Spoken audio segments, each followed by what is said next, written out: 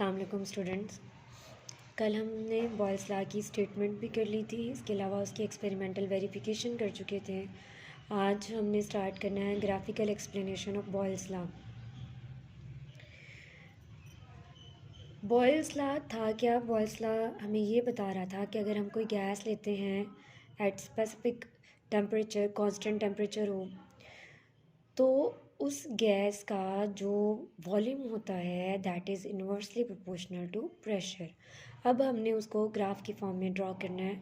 ये बात याद रखिए कि जब भी दो वेरिएबल्स इन्वर्सली प्रोपोर्शनल हों तो उनका जो ग्राफ होता है वो आपके पास एक कर्व की फॉर्म में होता है। आपने वॉल्यूम और प्रेशर को ले लेना है। प्रेशर एक्स एक्सिस पर है, वॉल्यूम वाई एक्सिस पर है। जब आप डिफरेंट वॉल्यूम्स पर डिफरेंट प्रेशर की वैल्यूज़ लेते हैं तो आपके पास ये डॉट्स आते हैं। फिर जब आप इन डॉट्स को कनेक्ट करते हैं तो आपके पास ये ग्राफ आ जाता है in the form of a curve. This curve is called isotherm. Why it is isotherm?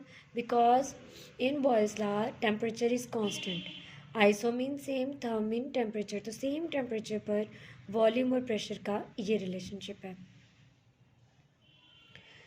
अब यहाँ पे जो क्वेश्चन आता है वो ये भी आ सकता है कि वॉल्यूम और प्रेशर के दरमियान में ग्राफ बनाइए, तब भी आप यही पैराग्राफ लिखेंगे, ये ग्राफ ड्रॉ करेंगे। या आ सकता है कि what is isotherm, define isotherm, तो आपने तब भी यही ड्रॉ करना है। बट अब बॉयल्स लॉ में हम टेम्परेचर को कांस्टेंट रखते हैं। कांस्टेंट रखने का मतलब ये है कि अगर गैस का सबसे पहले हमने टेम्परेचर ज़ीरो लिया है तो हमारा जब एक्सपेरिमेंट ख़त्म होगा तब भी वो ज़ीरो ही होना चाहिए। अगर हम स्टार्ट में 25 ले लेंगे तो एंड पर भी 25 ही होना चाहिए।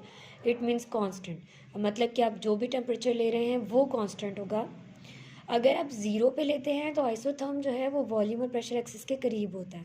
लेकिन अगर आप हाई टेम्परेचर कर लेंगे जैसे कि 25 या 50 या 30, तो तब भी ये आइसोथर्म ही आएगा इन द फॉर्म ऑफ कर्व, लेकिन वो वॉल्यूम और प्रेशर एक्सिस से दूर मूव कर जाएगा। अब इसकी रीज़न क्या है? इसकी रीज़न ये है कि जब आप टेम्परेचर हाई करते हैं तो उन गैस के मॉलिक्यूल्स की वेलोसिटी बढ़ती है, उनकी काइनेटिक एनर्जी बढ़ती है, वो उनका वॉल्यूम बढ़ जाएगा। मतलब अगर 1 मोल अगर कोई गैस है 0 डिग्री पर तो उसका वॉल्यूम कम होगा, लेकिन अगर आप टेम्परेचर बढ़ाएंगे काइनेटिक एनर्जी बढ़ेगी, वॉल्यूम बढ़ेगा, जिसकी वजह से ये वॉल्यूम की वैल्यूज़ भी ज़्यादा हो जाएंगी। इसके साथ साथ एनर्जी बढ़ने की वजह से प्रेशर भी बढ़ेगा, तो प्रेशर वॉल्यूम एक्सिस से भी ये दूर चला जाएगा। तो यहाँ पर लिखा हुआ है it goes away from both the axis. The reason is that at high temperature the volume of the gas has increased. ठीक है बेटा। Similarly if we increase the temperature further, मतलब आप 25 की बजाय 50 कर लें, फिर उसको कांस्टेंट कर दें, अगर एक और आइसोथर्म ड्रॉ करें तो वो दोनों एक्सिस से मज़ीद दूर चला जाएगा। तो ये अगर आपसे पूछा जाए कि हाई टेम्परेचर पर आइसोथर्म को क्या होता है तो आप ये पूरा का पूरा पैराग्राफ ड्रॉ करें, लिखेंगे और ये वाला ग्राफ ड्रॉ करेंगे in pressure on X axis and volume on Y axis. यहाँ पर आप थर्ड ग्राफ देख रहे हैं। अगर आप बॉयल्स लॉ को देखें तो उसमें प्रेशर और वॉल्यूम एक दूसरे के इन्वर्सली प्रोपोर्शनल हैं। जैसे कि अगर आप यहाँ पर देख रहे हैं तो वॉल्यूम और प्रेशर दोनों इन्वर्सली प्रोपोर्शनल हैं, लेकिन अगर हम सिर्फ वॉल्यूम और 1/p को देखें, प्रेशर का इन्वर्स लें, तो आप ये देख सकते हैं कि ये पूरी वैल्यू इसके डायरेक्टली प्रोपोर्शनल बन रही है। अगर सिर्फ प्रेशर लेंगे तो इन्वर्सली है, अगर 1/p लेंगे तो डायरेक्टली है। ठीक है। या फिर आप इसको दूसरी तरह से भी लिख सकते हैं, इस तरह से आप प्रेशर को वॉल्यूम के इन्वर्स कर लें, वॉल्यूम को प्रेशर के इन्वर्स कर लें, या अगर आप डायरेक्ट देखना चाहते हैं तो 1/p और v देखें, डायरेक्टली है। 1/v और p डायरेक्टली प्रोपोर्शनल है।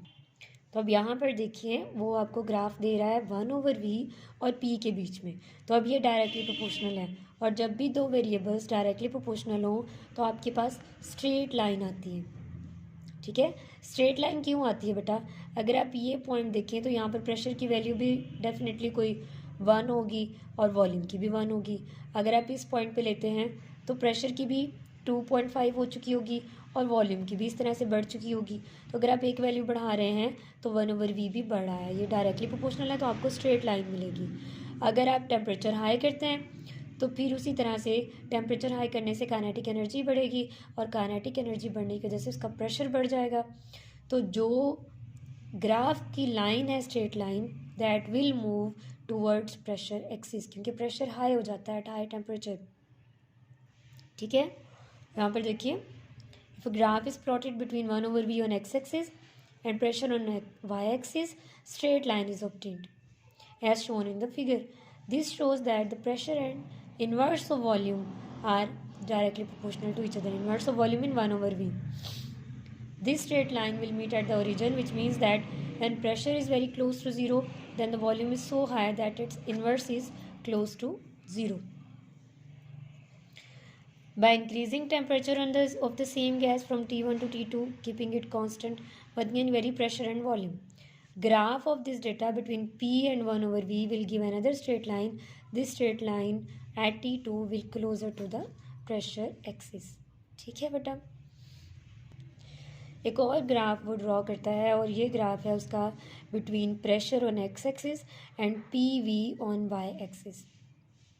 ठीक है, कुछ बुक्स में ये मिस्टेक है, उन्होंने यहाँ पे भी पी को शो किया हुआ है। आप लोग जिनकी बुक्स में ठीक नहीं है उन्हें ठीक कर लीजिए। यहाँ पर आपने लिखना है P V is equals to K, जो कि आपके पास बॉयल्स लॉ है। आप ये जानते हैं कि बॉयल्स लॉ कहता है कि प्रेशर और वॉल्यूम को जब आप मल्टीप्लाई करेंगे तो वैल्यू कांस्टेंट आएगी। आप जैसे ही प्रेशर बढ़ाएंगे वॉल्यूम कम हो जाएगा, के सेम रहेगा, जैसे कि आपने एक्सपेरिमेंटल वेरिफिकेशन में किया भी है। ठीक है, तो आप प्रेशर बेशक चेंज करते रहें, प्रेशर बढ़ाते रहें, के की कांस्टेंट वैल्यू ही आनी है। यहाँ पर अगर वो 3 पर लगा रहा है तो के की वैल्यू 3 ही रहेगी, क्योंकि अगर आप प्रेशर बढ़ा रहे हैं तो वॉल्यूम कम हो जाएगा। हालांकि प्रेशर बढ़ा रहे हैं तो पी वी भी बढ़ना चाहिए ना, लेकिन क्या होता है कि पी जब बढ़ता है तो वी कम हो जाता है, ओवरऑल वैल्यू सेम रहती है। तो पी वी इक्वल टू के का ग्राफ हमेशा स्ट्रेट लाइन आएगा अलोंग द प्रेशर एक्सिस। ठीक है, a line parallel to the pressure axis is obtained. This straight line indicates that K is constant quantity. देखिए ये स्ट्रेट लाइन क्या कह रही है कि K की वैल्यू हमेशा इतनी ही रहनी है। At higher concentration temperature, at high constant temperature the volume increases. जब आप वॉल्यूम इंक्रीज करेंगे value of product PV should increase due to increase of volume at same pressure, but PV remains constant at this new temperature and straight line is obtained to the pressure axis. तो वो reason यही कह रहा है कि अगर आप pressure बढ़ाते हैं तो वॉल्यूम कम हो जाता है, इसलिए कांस्टेंट रहता है। तो ये आपके कुछ ग्राफ्स हैं जो आप शॉर्ट क्वेश्चंस की फॉर्म में करेंगे। हर ग्राफ को आपने अलग से तैयार करना है और उसका पैराग्राफ आप उसके साथ याद करेंगे, और क्वेश्चन पेपर में जिस भी ग्राफ से रिलेटेड आएगा तो आपने याद रखना है, आपने वही ग्राफ ड्रॉ करना है, बाकी नहीं लिखना। तो आपने शॉर्ट क्वेश्चंस की फॉर्म में करना है।